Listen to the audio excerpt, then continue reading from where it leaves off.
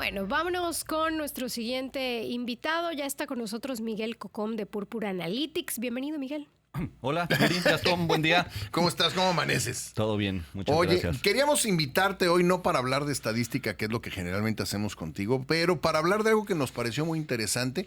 Veía yo un flyer del papel al paladar, que es comida y lectura. Es correcto. Está de lo más extraño y nos llama mucho la atención. Se oye muy bien. Me quito un poco la casaca deportiva. Y este es un proyecto personal que venía trabajando con mi hermano, quien es chef desde hace un par de años. No sabía que tu hermano era chef. Él, por una cuestión, una buena oferta económica, se tuvieron que regresar a Ciudad de México. Okay. Están ahorita por allá. Lo pusimos en stand-by después de la pandemia y ahora que nos vimos en diciembre le dijimos vamos a hacerlo. Okay. Y nos organizamos y lo vamos a hacer. Okay. Yo digo que es el evento doble P, ¿no? Okay. Porque es del papel al paladar. Entonces lo que estamos haciendo es, además de que él es chef, los dos somos lectores apasionados de Jorge Ibargüengoitia, ¿no? Uno de los escritores mexicanos a mí que en lo particular más me llena y me gusta, nos mató, ¿no? La mala suerte en un vuelo, ¿no? Se mata en un accidente una cuestión aéreo, paradójica, ¿no? Que una de las plumas con más humor haya muerto de una manera tan trágica en un accidente de avión, cuando él de París se traslada a un congreso de literatura en Bogotá y se estrella ahí muy cerca de Madrid, ¿no? Yo hay pocos libros con los que me he reído. Como con los de él. Es correcto, ¿no? Yo soy fan. Villoro dice que una de las características de Ibargüengoitia es que conforme lo vas leyendo cada vez parece más joven. Sí, es de esos escritores que se va haciendo más joven conforme pasa el tiempo. Y lo que dice Gastón, es muy difícil reírte con un libro, ¿no? Creo que esta cuestión del humor son pocos los autores, no solo mexicanos. El inglés tiene un humor pero más negro, ¿no? Sí. Pero en español, por ejemplo, yo solo ubico a Eusebio Rubalcaba, Francisco Hinojosa y Jorge Ibargüengoitia, ¿no? Como de este tipo de plumas. Entonces lo que hicimos fue darle una relectura durante noviembre y diciembre a muchos de los libros que más nos gustan de Jorge, Los Pasos de López, Los Relámpagos buenísimo, de Agosto, el de Los Pasos de López fue el primero que leí, el de Los Pasos Dos Crímenes, Estas Ruinas que Ves, Sus Instrucciones para Vivir en México. Sí. Hicimos como una selección de los platillos, alimentos que se van mencionando en sus novelas y también con algunas cuestiones o pasajes de su vida. Entonces hicimos ese trabajo como de investigación y ya luego yo se lo pasé a mi hermano, me lavé las manos y me separé durante unas semanas, ¿no? Y entonces él lo que hizo fue diseñar un menú de acuerdo a fragmentos de la obra y de pasajes de la vida de Jorge Ibargüengoitia, y también vamos a incluir a un actor egresado del ESAI, que está estudiando, que él va a ser de anfitrión de Jorge Ibargüengoitia, ¿no? Entonces combinamos. O sea, él va a hacer las lecturas. Él te va a dar la bienvenida, va a leer algunos pasajes antes de que se sirvan los platillos. Mi hermano va a dar una explicación del por qué y cuál fue la inspiración de esos platillos. Y pues al final lo que queremos es que se conozca la obra, conocer nosotros también más otros enfoques de Jorge Ibargüengoitia, porque afortunadamente de la semana, hace unos días que se empezó a mover el flyer, ya hemos tenido ahí algunas reservaciones, ¿no? Qué bueno. Entonces pues ahí vamos, el evento va a ser el sábado 15 de febrero. Ahí lo tiene también en la pantalla horarios, por si lo quiere ver. Es en el rooftop de Trivento. Se llama. Es una terraza que está en unos edificios de departamentos ahí por la hacienda Tzotzil, Tzotzil Norte, ¿no? Entonces en 2 horarios, a las 6 de la tarde y a las 8, no, a las 4. 4 y 8, ¿no? 4 y 8, ¿no? Son los 2 horarios. Y la verdad está muy, muy padre porque... Platícanos un poquito de los platos. El primero es unos tacos sudados de Cuébano. Cuébano es, digamos, la ciudad ficticia que Ibargüengoitia construyó para nosotros. Es su Macondo, es su Comala, ¿no? Es, digamos, sabemos que está en el Bajío, pero no sabemos exactamente dónde, ¿no? Entonces, mucha gente dice que es Guanajuato, ¿no? Y pues, tendría sentido porque de ahí es Ibargüengoitia, pero son unos tacos sudados de Cuébano. En una de sus crónicas, Instrucciones para Vivir en México, una crónica que salió publicada, decía que el taco sudado es como el Volkswagen de los alimentos, ¿no? Es súper rendidor, lo encuentras en todos lados y siempre cumple su función. Entonces, ahí lo que hizo mi hermano fue como una recreación, iba a hacer unos tacos sudados con de ribeye. Bueno, y van a estar maridados con un cóctel de cítricos con mezcal, ¿no? Después viene una sopa de cebolla, porque Jorge Ibargüengoitia, una de las cuestiones que fue Boy Scout, fue amigo de Felgueres, un escultor y artista plástico mexicano, y en Italia y en Francia les gustaba comer, y pues de los platillos que están accesibles al bolsillo de un joven, digamos que la sopa de cebolla, en Francia, sobre todo. En Francia, entonces muy francés, y ahí también hizo mi hermano una especie como de recreación. Después viene un pescado a la italiana, porque dicen que a Jorge le gustaba mucho cocinar a las personas que recibía en su casa. Entonces un pescado a la Trivento que va a preparar mi hermano, y era una de las cuestiones que luego Jorge le hacía a sus amigos cuando lo visitaban ahí en París. Y ya después el postre se llama Joy of Life. Él en mucho tiempo fue pareja de una pintora inglesa que se llama Joy Laville.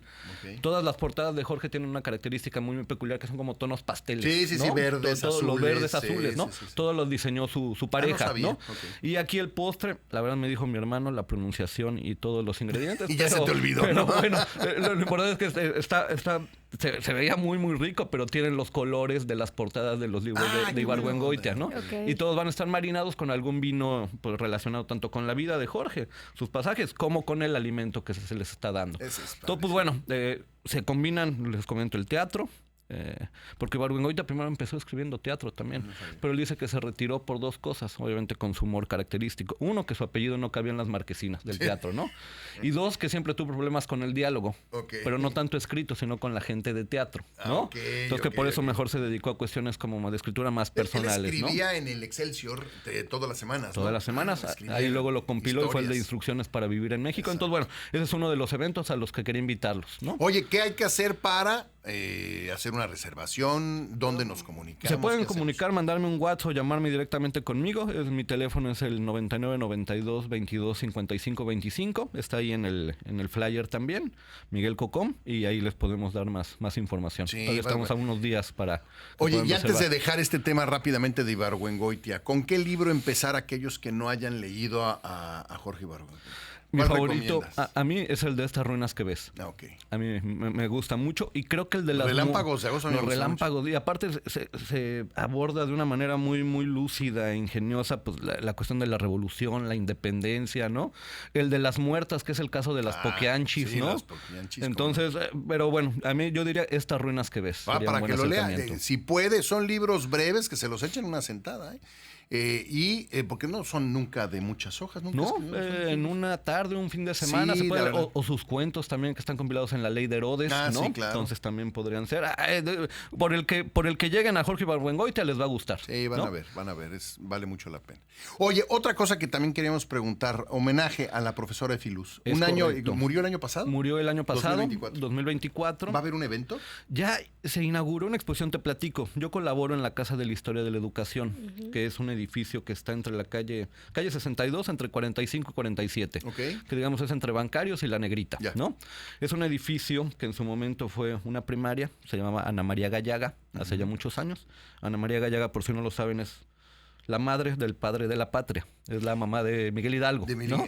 Cuando fue la educación racionalista le empezaron a poner nombres también de los familiares de los personajes históricos. La mamá de Miguel Hidalgo. Ana María Gallaga, que sería la abuelita de la patria, ¿no? Entonces así se llamó la primaria y después estuvo funcionando una secundaria nocturna, Agustín Franco Villanueva. Es un edificio en el que suenan muchas historias y está en Santana. Yo siempre digo que es un edificio sonoro santanero, ¿no? Y ahora se inauguró apenas la semana pasada, el 24 de enero, con la presencia del secretario de Educación, el doctor Balam, una exposición dedicada a la maestra Efiluz. Soy y seré siempre maestra. Se hizo un trabajo... ¿Por qué dejó tanta marca esta maestra? Hubo personas que tuvieron la oportunidad y el honor de conocerla mucho más, por ejemplo, que yo, pero revisando la exposición y leyendo todo, es de estas personas, prácticamente nació en una escuela. O sea, sus papás, su papá era director en una primaria en Cisantún, su mamá era maestra, entonces ella nació sus primeros días en la escuela, ¿no? Y después se dedicó 6 décadas a la labor magisterial.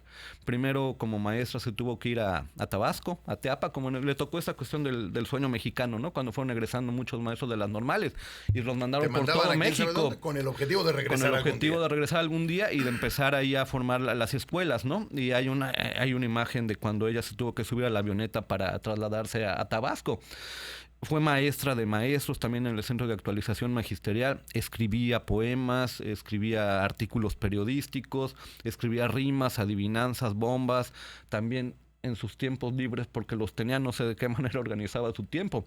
Cantaba. ¿No? Entonces, la verdad es una muestra que abarca desde sus orígenes, cómo se fue formando como estudiante, luego en la normal de preescolar, luego está ahí un ejemplar de su tesis, luego cómo empezó a formar maestros y también estuvo en la Escuela Normal de Educación Preescolar. Y podemos echar un vistazo a su cajón de ideas, cómo empezaba a escribir borradores periodísticos y luego el producto, texto ya terminado.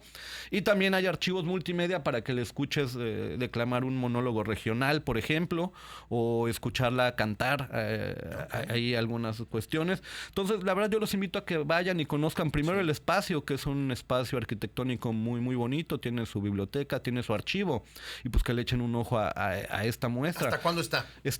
Empezó el 24 de enero en el marco del Día Internacional de la Educación y está hasta el 8 de abril, en un horario de 9 a 2 de la tarde. Ahí pueden ir, entrada libre. Y pues nada más, ahí la puerta está siempre abierta y los atendemos y les damos un recorrido.